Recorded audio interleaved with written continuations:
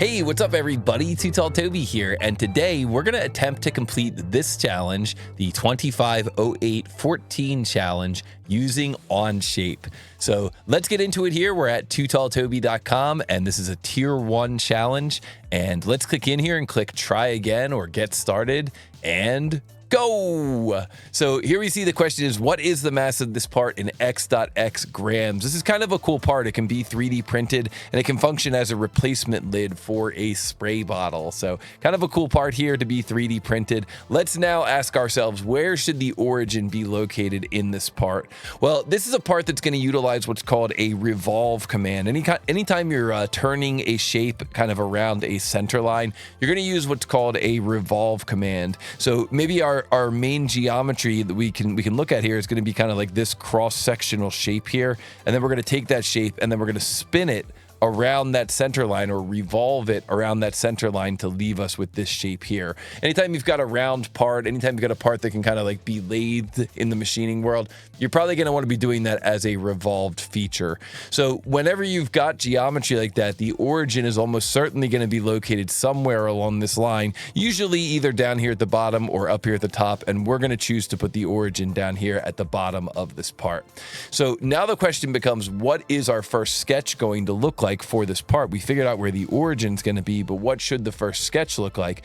And the real question here is, should we create this thing as a solid and then apply what's called a shell to hollow out the inside, or should we just revolve it using thin walls here? And we could certainly go either direction with this part. Honestly, me personally, I prefer to revolve this thing as a solid and then add a shell. And the thing that really kind of tips me one way or the other is the fact that this fillet here has a radius of 4, and this fillet has a radius of 1, and here we see we've got a wall thickness of 3. So if we take that 4 minus 3, we leave ourselves with 1, which means we could revolve this thing as a solid with that fillet up top, and then we could apply a shell and hollow out that inside. Then the only thing that will be left to do will be to add this one final fillet down at the bottom. I think that's going to be the workflow that I'm going to do. So the origin is going to be located down here. The first sketch is going to look something like this: over, up, over, down. We could also, in that first sketch, add this fillet here. So we'll fillet off that corner there with a 4mm fillet, and then we're going to take that shape and revolve it. We're going to apply a shell to hollow out this inside area here, and then we'll finish off with one final fillet at the end. So I know we took a couple of minutes to come up with a game plan, but I think it's really important that you take your time and kind of think through the model before you actually jump into the CAD software, especially when you're just getting started in 3D CAD. So let's give this thing a try. I'm going to say open in new window. I'll move this window here over to my second monitor, and then we'll take this clock here and move it over to the side of our window here so we can kind of keep an eye on the clock, keep an eye on how long it takes us to complete this challenge. So let's jump into Onshape here. Here you can see we've got Onshape, and we're going to choose to create a new document here. So we'll say create document, and we'll call this 25-08-14 space lid for spray bottle. And that way, if I add this to the public space here, you can always search that public space, and then you can find my model and maybe poke through the feature tree a little bit. Now, my default unit system is millimeters, so I know I'm already in millimeters. I don't have to go up here to workspace units and change the workspace units.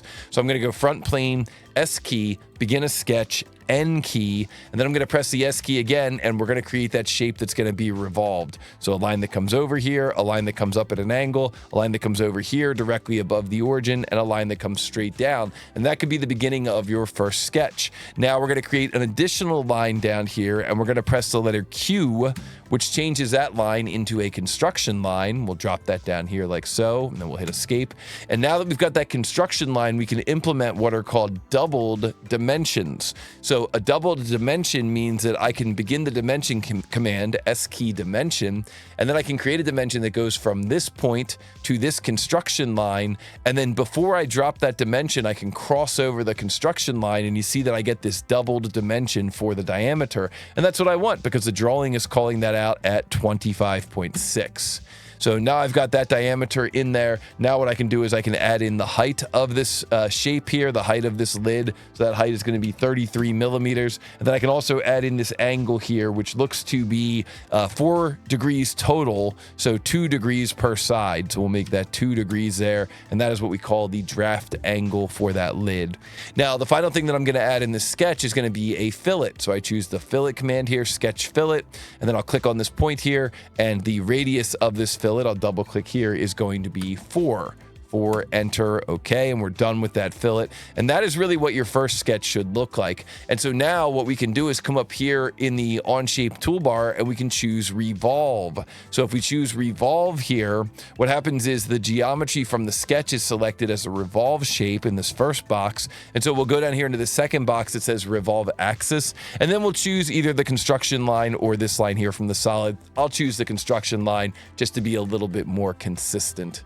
So now that we've got that shape revolved, we can continue to look up here in the default Onshape toolbar, and there's a command up here called shell. So we click on that command called shell, and then once we click on that command called shell, we can rotate the model around and pick this bottom face here.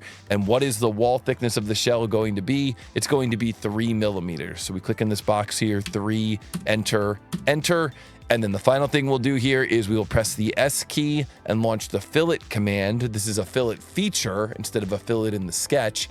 The fillet command, this radius is going to be 1, and it's going to be applied down here on this lower edge. And so we hit the green check mark, and then we can see that we've got this fillet on the inside. See, this occurred because of that shell. So if I roll back here and roll back before the shell, I've got that 4 millimeter fillet on the outside of the solid. And then we can see here that when we roll forward to the shell, that propagates that 1 millimeter fillet on the inside, because 4 minus 3 for the wall thickness is 1 millimeter. And again, in that shell command, what you define is the face you're going to remove. So you pick this bottom face here. Okay, and then we can roll forward again, and we can see here that that final fillet gets added. So some final things that I do for cleanup: I press the letter P, that hides all of my planes. I right click down here on the name of the part at the bottom, and I choose edit appearance, and we'll make this kind of like a green color to match what the customer had. The customers always like it when you do this. You can also go into mixer here, and you can make this a little bit of a brighter green to kind of match what the customer had for that lid. Yes, that looks pretty good. And then what we can also do is we can rename some of our features. Like this would be Shift N main lid shape. This next one, or this could actually be Shift N main outer lid shape. It's a really good habit to get into. I know that we're running off the clock a little bit here, but this is just really good. And then this here, the shell, this could be, you could rename this to something like wall thickness shell, something like that. Okay, and then for this fillet here, this would be Shift N, small fillet, lower inside edge, something like that. This makes it much easier to understand what you're looking at if you come back to this model in a few weeks or in a few months. So now all we need to do is add the material. We right mouse button down here in the name of the part. We go to assign material, and then we go into the TooTallToby custom materials library. And you can look down below in the description of this video for a link if you need to set that up still. And then we'll go down here to the TooTallToby ABS, and we hit the green check mark, and we go in here to measure the mass down here, measure the mass, and the mass of that part is going to be 7.3 grams. So we come over here, we type in the mass 7.3 and enter. And oh yeah, 7.3, congratulations, you got that correct. But you already knew this because you've modeled this one before. It is true, I have modeled this one before. And so submit, and we get a point on the community scoreboard. And there we go. That is how you can model that tier 1 part in Onshape. So I hope that you found that helpful. But of course, if you have any questions, let me know down below in the comments. And I just want to say thank you so much for being a member of TooTallToby's practice models. It really means a lot to me, and I appreciate the support. And good luck on your CAD journey. You're probably running out of tier 1 models, so it may be time to move on to tier 2. Good job so far, and keep going. See you, everybody.